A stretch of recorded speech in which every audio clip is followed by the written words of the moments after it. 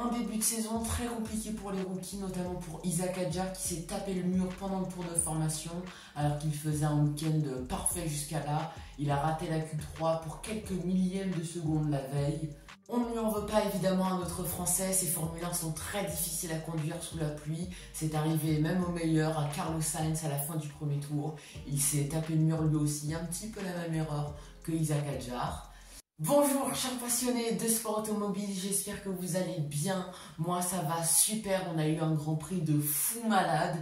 Et si vous ne l'avez pas vu, eh ben c'est pas grave parce qu'aujourd'hui je vous fais le récap de tout ce grand prix de fou. C'est parti pour le débrief du Grand Prix d'Australie.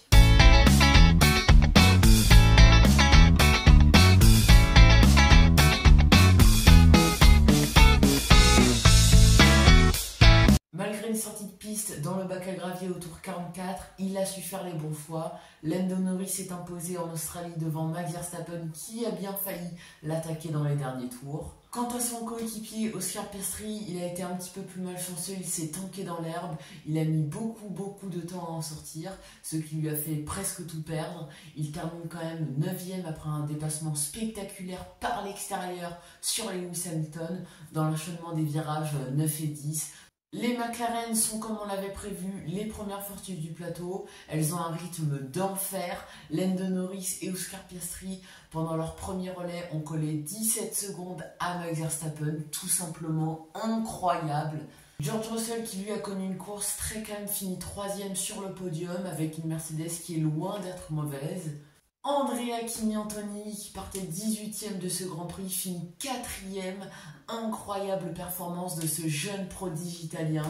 Alors il a été pénalisé de 5 secondes par la FIA, mais la FIA a annulé cette pénalité par la suite, ce qui lui a permis de garder sa 4ème place devant Alex Albon, 5ème. 6ème en qualification, il a réussi à tenir Charles Leclerc pendant une bonne partie du Grand Prix. La stratégie était parfaite chez Williams. La voiture était incroyable en termes de performance. Que demander de plus?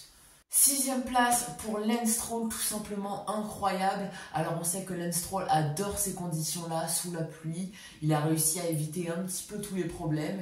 Et c'est un truc de fou parce qu'aux essais hivernaux, on disait que Aston Martin allait être nulle part sur ce début de saison. Et ben non, finalement, avec cette 6ème place de Lance Stroll, ils reprennent cette 5ème place au championnat constructeur. Donc c'est vraiment incroyable. Mais le truc le plus fou dans cette histoire, c'est la 7ème place de Nico Hülkenberg. Incroyable.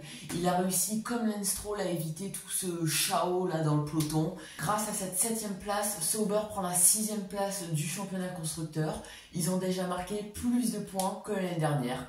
Bon, les tifosi. Alors, va falloir qu'on parle un peu là. Au tour 44, quand les McLaren sont sortis dans le bac à gravier, Norris s'est ensuite arrêté au stand et ça a déclenché un petit peu la vague d'arrêt au stand, c'est-à-dire que tout le monde s'est arrêté au stand, sauf les Ferrari. Alors ça, je n'ai pas compris pourquoi. Alors 2 tours plus tard, Liam Lawson se prend le mur au même endroit que Isaac Hadjar, mais ça on va y revenir. À ce moment-là, c'est Lewis Hamilton qui est en tête du Grand Prix et la safety car est déployée en piste. Et alors là, je n'ai pas compris pourquoi, mais les 2 Ferrari se sont arrêtés pile quand la safety car est rentrée en piste. Enfin, franchement, on a retrouvé les clowns rouges de 2022 en fait. Alors vu que le peloton s'est regroupé avec les safety cars et qu'ils sont rentrés au stand, ils se sont retrouvés derrière, tout derrière. Et je pense en fait qu'ils auraient dû rester en piste. Quitte après à se faire dépasser par les leaders, au moins ils auraient un petit peu limité la casse, voilà. Alors espérons qu'il se rattrape au Grand Prix de Chine parce que pour l'instant il pointe à la 7ème place du championnat constructeur derrière Sauber. C'est compliqué là pour Ferrari ce début de saison.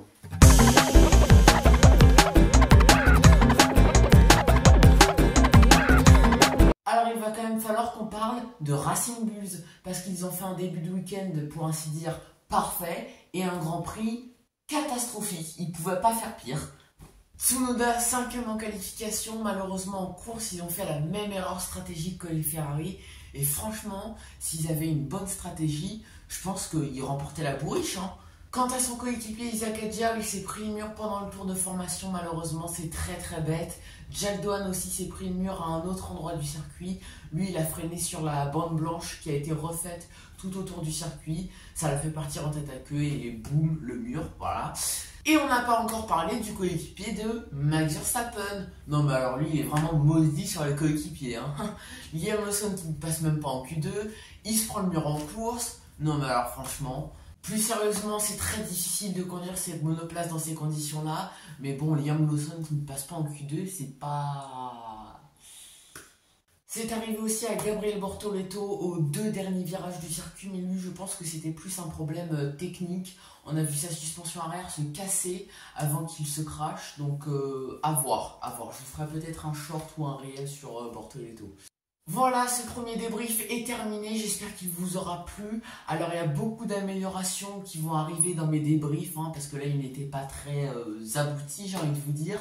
Il y aura beaucoup de nouveautés et pour la semaine prochaine, pour le Grand Prix de Chine, ce ne sera pas un débrief, ce sera un live que vous retrouverez sur Instagram et YouTube à ne surtout pas manquer. Ce sera un format un petit peu plus long, un petit peu plus cool, donc voilà, hâte de vous retrouver pour ce live dimanche à 18 h. N'hésitez pas encore une fois à liker, commenter, partager et à vous abonner aussi, très important. Et puis moi je vous dis à dimanche, chers passionnés!